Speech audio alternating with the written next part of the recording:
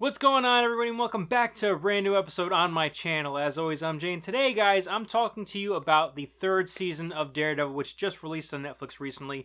And guys, I finally finished seeing it, and I really wanted to dish out my thoughts on it. So this will include some spoilers, so if you haven't seen the show, this is your warning. But without further ado, let's jump right into it. So guys, unequivocally, by now you should know, Daredevil is the premier, the uber Marvel Netflix series. It is so good, even its terrible bad moments are incredible and epic, in my opinion. And guys, honestly, if you look at all the Netflix Marvel shows, for one reason or another, Jessica Jones, Luke Cage, Iron Fist, they can't come close or hold a candle to the Daredevil series. Daredevil is just the best character. I mean, that's really what it is. Plus, they dedicate all of the good stuff to his storyline. The fighting, the plot, the way the characters interact. I mean, honestly, the best ensemble cast is in the Daredevil show. Even the villain is so charismatic. So, let's paint a picture here, guys. This is taking place right after the events of Defenders. And as you know, at the end of Defenders, Daredevil is caught in the collapsing building. He ends up finding a way out by shit luck, essentially. And he's took back by the church that he ended up going to. Luckily, someone found him and didn't reveal his identity, and he actually got him to the church and was being taken care of. So we pick right back up there, and this is essentially the Dark Knight Rises of all the show.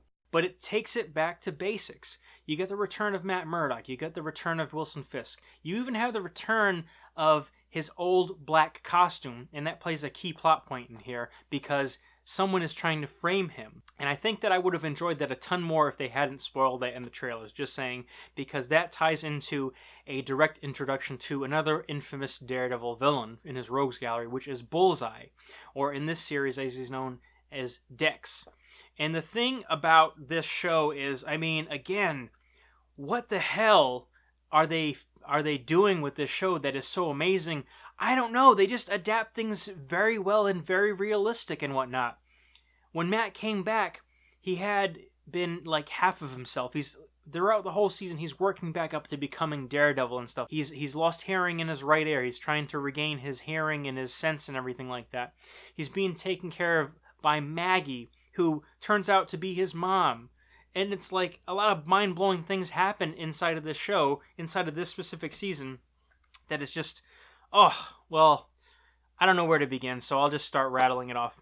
Bullseye. The introduction of Bullseye was just incredible. I enjoyed it heavily. I thought that the adaptations that they did, obviously, you know, back in the Daredevil film with Colin Farrell and, you know, being an Irish assassin and everything, definitely a far cry from what one would have expected at that point, but this is definitely a departure from that.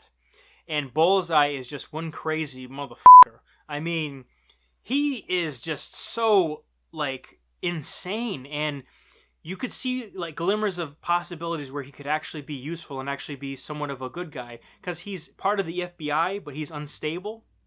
And the thing is he has psychopathic tendencies, so once he latches onto someone who's actually a good moral compass, he would emulate them. They explained that he had a therapist who died, and this therapist was actually helping him to become more empathetic and stuff, but then as soon as she left, he had to rely on tapes of their sessions and ended up trying to stalk people, one woman in particular that he used to work with, because he gravitated towards her and he really wanted that. Next thing you know, Kingpin is having him come under his wing and killing this woman and manipulating him, and it's just like, holy shit, this guy has got a lot of weird, like, crazy tendencies and skeletons in his closet, and I thought that the actor who portrayed him was fantastic.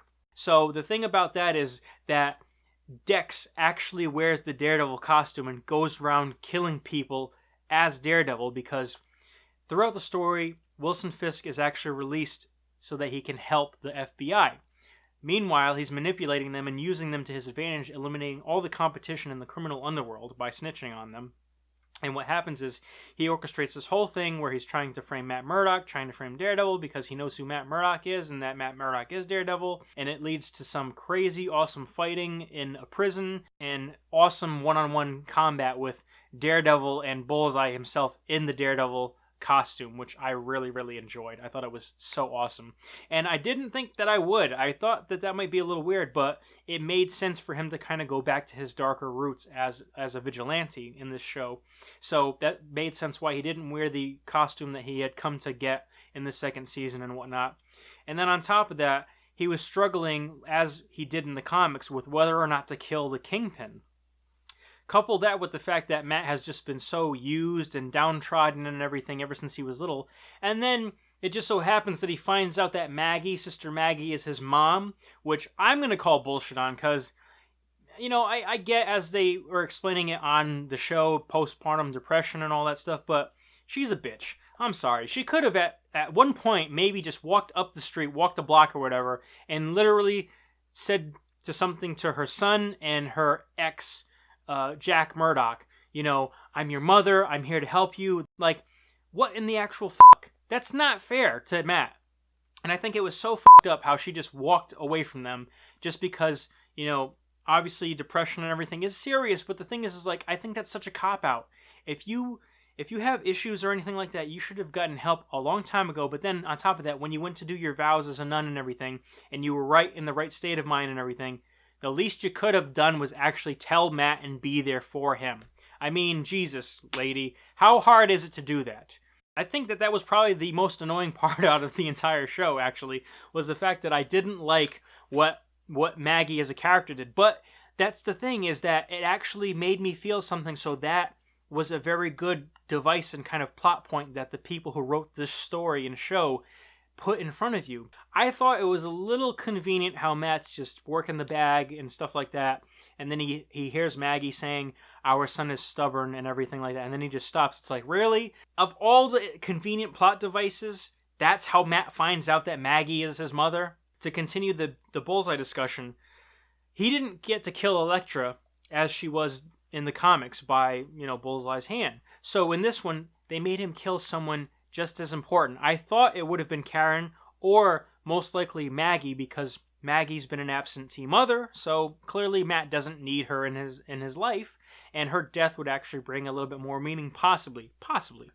But then they came out of left field and had him kill the priest, the mentor, one of the many mentors of Matt's life. They had him kill, and I thought, hey, holy shit, that was a very good idea, because literally before that, he was confronting the priest about not telling him who Maggie was. And sure enough, his dying breath was, forgive us, Matt. And I thought that had such an impact, and I really enjoyed that little plot device for sure. And in general, I mean, but Bullseye was just a badass. I can't stop gushing over how awesome Bullseye was. And then once everything starts falling down and Matt ends up telling him how he was manipulated, he just goes for Wilson Fisk, and whose issue now is he's trying to get Vanessa back on American soil too. And when he finally does, he marries her finally. So at the marriage, when all this stuff is going down, Bullseye comes through in the Daredevil outfit, and he's trying to kill her and stuff, but then Matt is saving her to use her as kind of a bartering tool or kind of a trading tool. If you don't go after Karen, Foggy, and anyone I love, I won't go after your wife, because Wilson Fisk is so gaga over Vanessa, it's unbelievable. And that's something that carried through from the first season for sure. Out of all the episodes, they were 13 in total, but this time, I don't know what it was. Again, the way that every episode was set up and how it played into the other, I didn't feel like they dragged on. There wasn't really a wasted episode, except for one in particular, which was episode 11, I believe, which is called Karen, and it's all about Karen Page's backstory. I gotta tell you, I did not give a single solitary shit about Karen, about her brother dying, about her being a druggie and stuff, which, I mean, kudos for that. They showed her being a drugged out Karen Page, but, you know, they made it what her lifestyle used to be when she was in college or whatever the hell that was. But I literally fast forwarded through the whole episode until maybe 20 minutes left where they were actually fighting in the church. And that ending right there it made up for the whole episode. But what, guys, when you hit that episode, just fast forward. Don't worry about that whole first part of it. Just fast forward to the last 20 minutes. You'll thank me so much. And you really won't miss a damn thing. And honestly, I didn't need all that backstory for Karen. I know who Karen is. I'm informed by what she says about herself. I'm informed by little bits of things here and there that you learn about her. I just don't feel like she needed that much screen time, and she sure as hell didn't need a full episode. So as far as the future and what they could do with the next season if it isn't canceled like Luke Cage and Iron Fist, I don't know. I mean, one of the things I didn't expect was the fact that this show, this season ended on a happy, hopeful note. Maggie was alive still, and Matt forgave her and was on the mend with her and their relationship. Foggy and Karen were clean, they're back and everything, and they actually, Foggy, Karen, and Matt decided to go right back into business together, which is a big thing again. Everything was wrapped up nicely, and there wasn't really anything that struck out.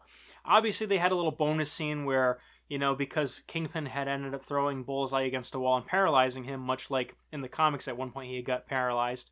What happened is he was getting operated on, and then it ended kind of weirdly, a little out of tone. He is getting operated on his back, and then his eyes open, and then you go into his eye, and it's like the bullseye symbol that was on the baseball caps and everything from his baseball youth team.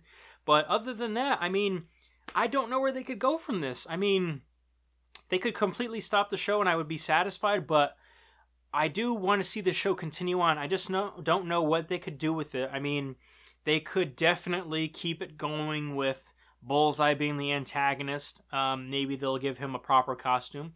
And I thought that was kind of cool, though. Like, they gave Bullseye a tactical costume, and unfortunately, it was the Daredevil costume, which, another funny thing is, who the hell is going to make Daredevil's costume now? I mean, Melvin took out. He got arrested, so how is that going to work if he needs another costume? But yeah, I mean, maybe we could see the return of Luke Cage and Danny Rand. Maybe we can see a little bit of a crossover and a tie-in with Jessica Jones and the Heroes again, because apparently they're not thinking of doing another Defender series because of how lackluster and low the ratings and audience reception was for that, as far as viewability. But yeah, I don't really know what they could do. It's very tough. It's very tough. And I definitely don't think they're gonna have a Daredevil in a yellow and black or yellow and red outfit at all. I just don't think that that's gonna work. I think that we're too far gone from that and too far removed from even trying to do something as tonally silly as that, quote unquote, color scheme wise. But yeah, guys, you know what? I don't even care, because whatever they've been delivering and doing has been so awesome. So listen, guys, whatever they throw at me, I'm game for. And if they keep the writing and the action and all the stuff up like they did with this one, I'm so on board. But overall, guys, yeah, Daredevil Season 3, and under the umbrella of the Daredevil show, still going strong. I give it a 4.5 out of 5-star rating. Solid story, solid characters, solid action, solid everything. It is the uber Marvel Netflix show. It is the best thing that Marvel has ever done on the small screen, ever. But anyway, guys, that's all the time that I have for today. So let me know what you thought about Daredevil Season 3 down below, or any of the other Marvel Netflix shows and what you would hope to see in the future. And remember, guys, like, comment, and subscribe. And if you are subscribed, please hit that bell button. That way you never miss an episode on my channel. And that way you can enjoy the glorious plethora of content that I am trying to work on and populate my channel, and you'll never miss an episode in the future. But anyway, guys, that is all the time that I have for today. And remember, guys, I'm Jay. Take care.